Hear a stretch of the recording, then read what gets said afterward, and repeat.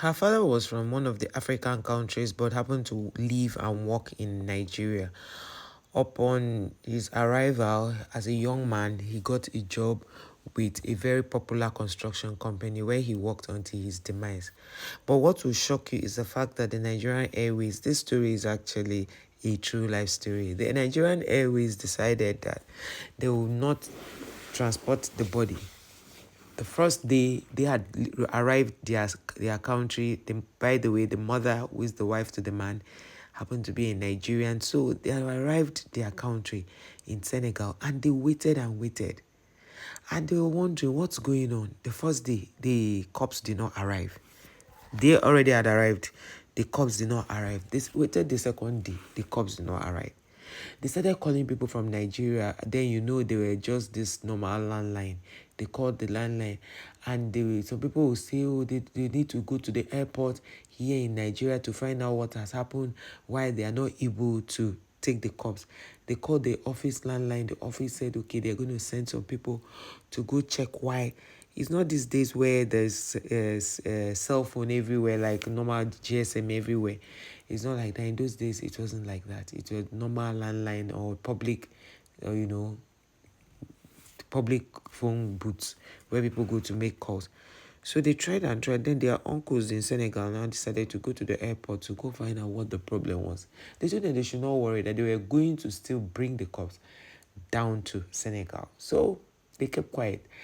The third day, they got a call that they couldn't bring the cops, that they should just hold on, that they were still going to bring the cops. So the mother, the woman who is a Nigerian, who is the mother of the person telling the story, now had to tell them to take her to the airport in Senegal. When they got there, she had told them that she wanted to be sure that the cops is still with them, and that they should also ensure that if they had buried the cops, they should let them know. They should stop making them, come and go. They said no, they haven't done that. That they are still expecting the body. Okay, they went back. The fourth day came, they didn't hear anything. The fifth day came, they didn't hear anything. The sixth day came. So the first 7 days, they didn't hear anything. They became very worried and went back again to ask them, what is going on? Why haven't they brought back this cause? Like, they have never heard this kind of a thing before. If I wish she was telling me this story, I told her the same thing. I've never heard this kind of a thing before. So they went back again. They tried to find out what is really keeping them from bringing that. What is keeping them? Why haven't they brought the cops? That they who left Nigeria 7 days ago, they've arrived Senegal already. So what is it? And the funny thing is, the company of that man paid for the flight, paid for the casket, paid for everything, but they refused. Nigerian airline, that's why I mentioned the airline, refused to bring that. They were giving excuses. So now when they went there again on the 8th day, they now said each time they want to fly with the cops, the plane will be full, people will be so many, so they decided they'll keep it until when the plane is not fully booked. And it's so funny how people do things. How do you keep, somebody is dead and they want to go and bury the person, you now keep the corpse? So what if the people have fixed the day that as they arrive Senegal, they're going to bury this person, and you now kept the person in Nigeria for the longest, like you are not bringing the person, and all of that. And because of all this stress, they were able, because the company where the father worked had sent money to them to help take care of the bills of everything they'll be doing in Senegal. But when they came back, because of the stress they went through, they never even went back to the company to find out their father's entitlement. The man lost every entitlement he had. They did not get it. This man actually stayed with the Nigerian airline for 2 weeks before his corpse finally arrived in Senegal. You won't believe it. For 2 good weeks, that's 14 days before the corpse arrived. And immediately it arrived, they had to bury, because they didn't have the time again. They had already overstayed there. For those who are planning to go to work, come back to Nigeria, start working, would have, all of that. So they returned with their mother back to Nigeria and they started life all over again. They were struggling and struggling. And sometimes when they said their father bought shares with the company, the father lost that shares because by the time they even went to meet the company, they said they can't find, where is his death certificate? They couldn't find. They asked so many certificates they couldn't even find. And the man was not even telling his children most of his investments. And that is why I keep telling people that whatever it is you are doing, let your children know. He didn't tell the children about his investment. The wife didn't even know. The wife didn't know most of his investments. So the man had a plot of land in Nigeria. As we speak, people use it to farm. Some people are still building on the land. He had hectares of land in Abuja, and he also had same in Niger State. And they can't even place those lands because he didn't leave the papers for them to be able to recover them. So this goes to show that whatever it is, wherever you are being posted to work, wherever you get a job, ensure that you let your children know what is going on with you. I had seen an abandoned hotel before. That hotel, I keep suspecting that maybe the person who built that hotel must have died and they didn't know, his people didn't know, and he didn't tell them of any of his investments. And at the end of the day, they abandoned the place when he died. Nobody was working on it. It was actually finished, but they needed to finish everything. They conclude everything so that people can start using it. Right now, they can't even make claim to it. They don't even know the owner of the hotel.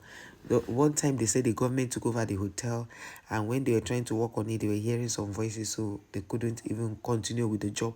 So it goes to show that a lot of people do not tell their children what they own. They don't discuss with their children, no matter how young or no matter how little your children are. As far as they understand what good and bad is, tell them, hold meetings with them, tell them what you have, because like they say, nobody knows tomorrow. So when this lady told me this story, I thought to share the story to also encourage parents out there to say, do not. I have had a landlord who died, and we, the tenants, were the ones to tell the children that their father is the owner of this house.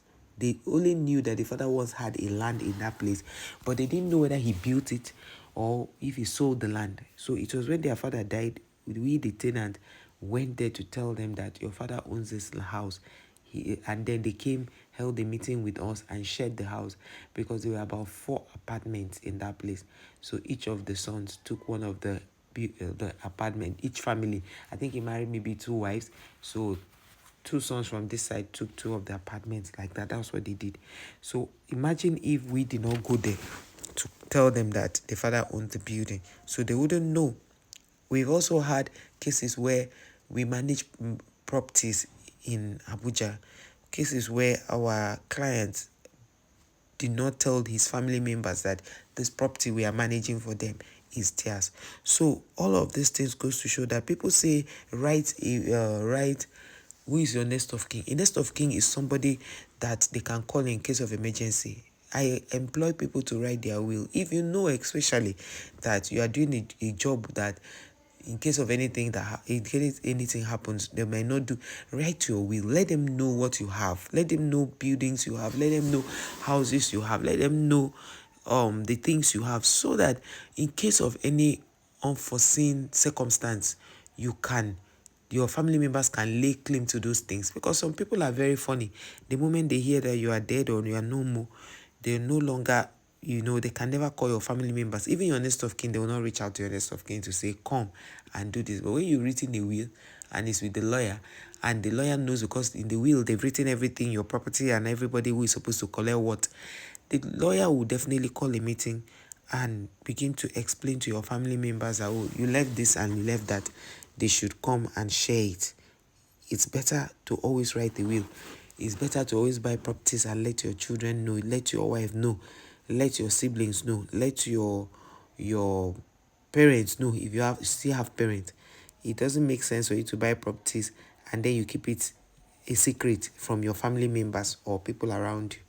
So when I heard that story, it was so touching. She said so many things that they've lost, how they lived in penury, meanwhile their father had a lot of properties.